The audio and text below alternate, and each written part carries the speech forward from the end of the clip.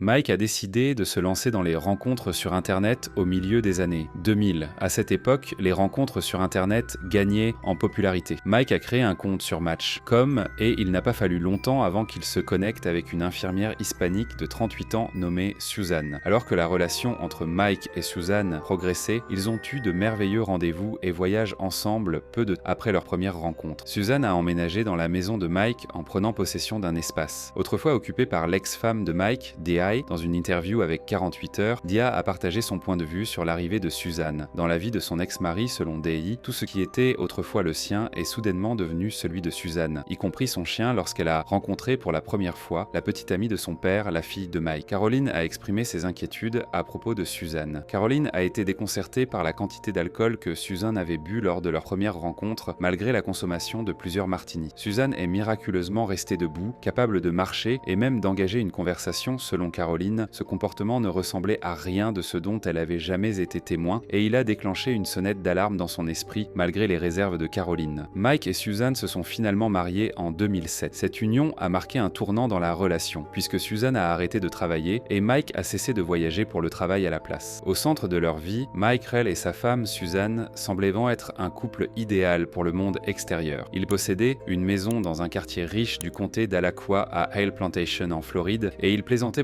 souvent sur leur vie ensemble parfaite. Mais derrière leur façade, Mike et Susan a fait face à d'importantes difficultés dans leur mariage au cours de l'été 2007. Mike a rédigé un accord prénuptial avec Susan. Ce développement soudain a fait sourciller leurs amis et leur famille, car ils avaient toujours été décrits comme un couple fort et uni, ce qui a incité Mike à proposer soudainement un prénom. Le catalyseur de la décision de Mike a été un incident lors d'une des fêtes à la maison de sa fille. Susan, connue pour son tempérament féroce, a utilisé des grossièretés excessives devant la fille de Mike, provoquant une vive dispute. Cet incident a conduit Mike à envisager de protéger ses actifs en cas de divorce potentiel. Bien que Mike et Susan semblaient être financièrement stables, il y avait des problèmes sous-jacents sous la surface. Susan a admis à Mike qu'elle avait accumulé 35 000 $ de dettes de carte de crédit, ce qui le préoccupait profondément. L'une des principales sources de tension dans la relation de Mike et Susan était l'aversion de Susan pour les filles de Mike. Caroline a déclaré qu'elle ne pouvait interagir avec son père que lorsqu'il était seul dans sa voiture. L'aversion de Susan pour ses filles créait une barrière rendant difficile pour Caroline d'avoir des conversations significatives avec son père malgré les difficultés auxquelles ils étaient confrontés. La relation de Mike et Susan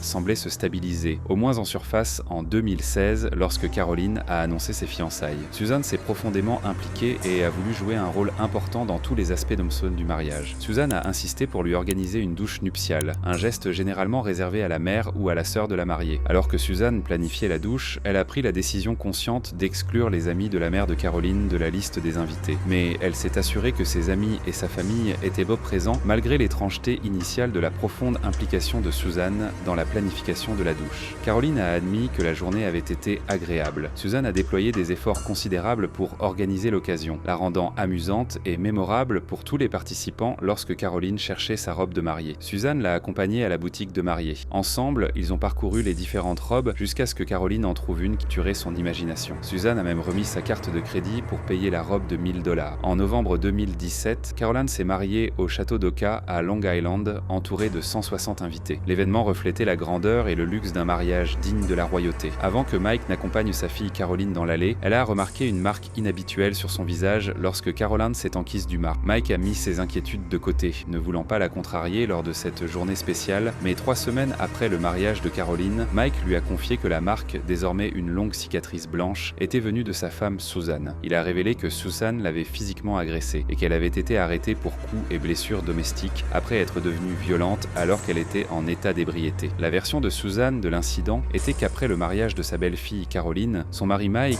lui avait confié que le mariage avait dépassé de 150 000 $ le budget. Cette révélation a mis Susan en colère et la dispute entre elle et Mike s'est aggravée pendant l'altercation. Susan a lancé un téléphone portable sur Mike et elle l'a poussé dans le but de désamorcer la situation. Cependant, c'est Susan elle-même qui a finalement appelé le 911 pour signaler l'incident. Selon Susan, elle a proposé d'aller au condo de plage du couple pour calmer les choses.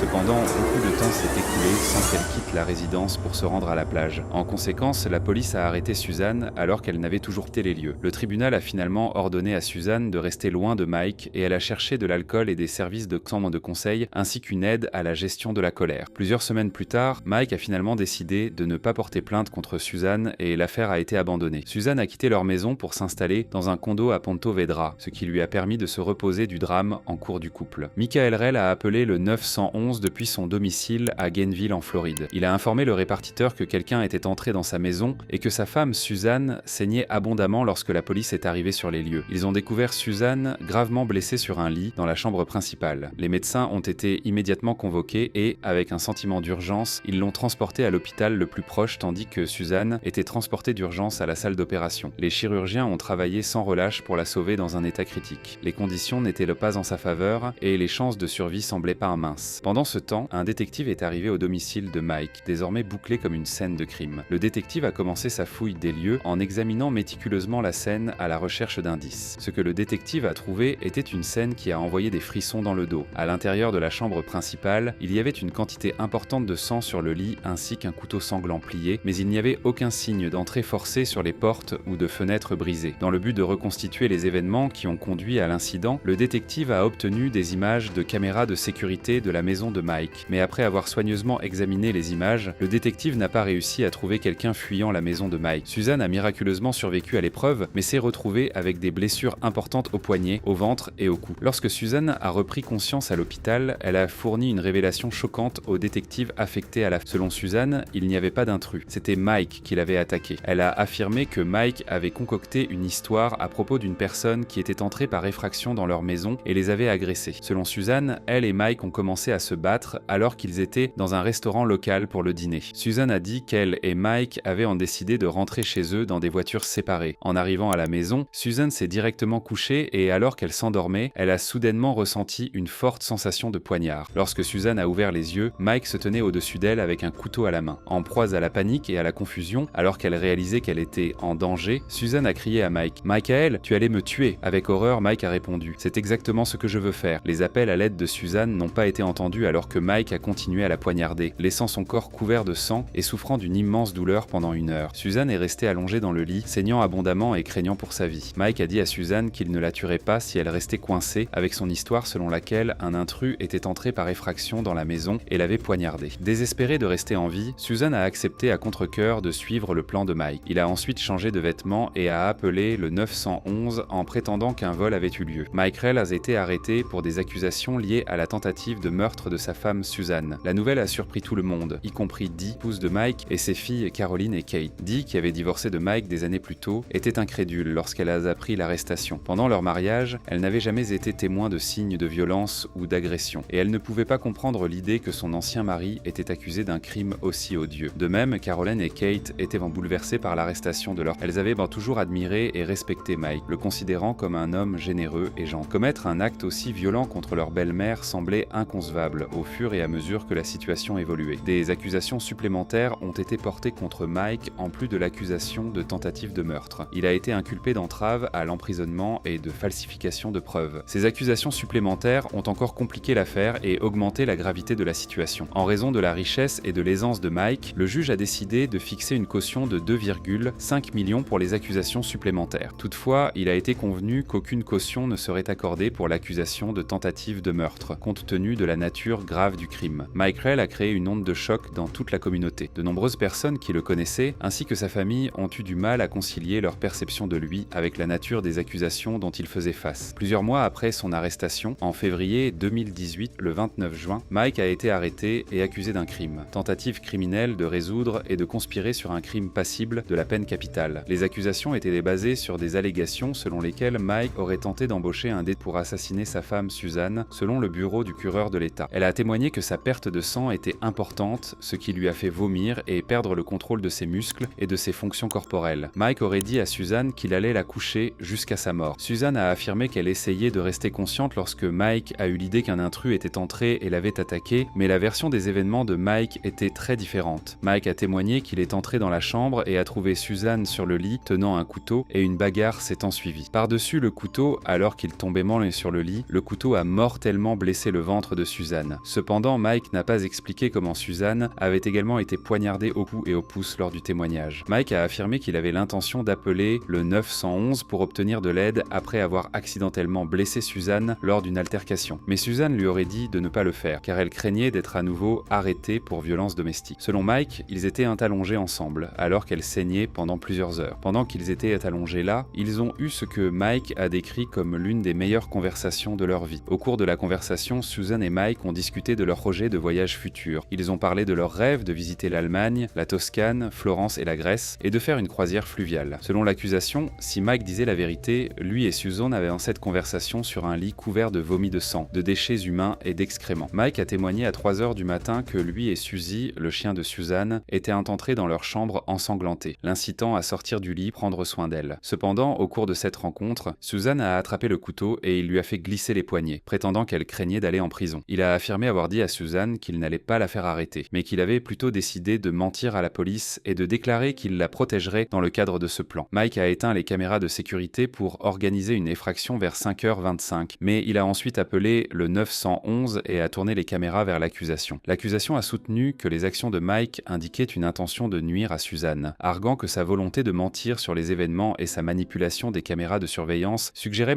qu'il tentait de dissimuler son implication dans le crime. D'un autre côté, la défense a soutenu que les actions de Mike étaient polainement motivées par son désir de protéger sa femme. Ils ont soutenu que la tentative de suicide de Susan était le résultat de ses troubles mentaux et que Mike essayait de la sauver d'elle-même lorsqu'il a éteint la caméra et menti à la police. Un analyste des taches de sang a témoigné pour la défense de Mike, déclarant qu'il avait examiné les dossiers médicaux qui étaient contant l'histoire de Mike. Selon l'analyste, si le poignet de Susan avait été coupé vers 22h, comme elle l'a affirmé, elle serait morte à cause de la perte de sang. Cependant, si l'histoire de Mike était vraie, il aurait été plus logique qu'elle ait survécu à l'attaque puisque l'aide médicale était arrivée peu de temps après. L'accusation a réfuté les affirmations de Mike selon lesquelles il voulait réconcilier son mariage avec Susan. Ils ont présenté la preuve que Mike avait visité 3 sites de rencontres, indiquant apparemment un manque d'intérêt pour sa réconciliation. Mais la défense de Mike a répliqué en montrant que Mike avait accédé à plusieurs pages web dédiées aux maris battus. Après un procès de 9 jours, le jury a délibéré 4 heures plus tard. Ils sont finalement revenus avec un verdict déclarant Mike coupable de tentative de meurtre au premier degré et d'accusations supplémentaires en décembre 2019. Mike a été condamné, mais Susan n'a pas assisté à l'audience. La fille de Mike, Caroline, s'est adressée au tribunal et a exprimé sa fierté d'être la fille de son père. Elle a mentionné que Mike avait été compatissant et altruiste au fil des années, faisant toujours passer les autres avant lui-même. Plusieurs amis se sont également manifestés pour partager leurs réflexions sur Mike, le décrivant comme une personne gentille et douce et un gentleman debout. Malgré la demande de l'accusation d'une peine de 50 ans, le juge a finalement condamné Mike à 30 ans. Mais étant donné son âge au moment de la condamnation, il est probable que Mike mourra en prison. Merci d'avoir écouté Studio du crime. Abonnez-vous et à très vite pour un autre crime. Mike Rell, qui a épousé sa première femme, Dee Hoffman, en 1979, alors qu'ils étaient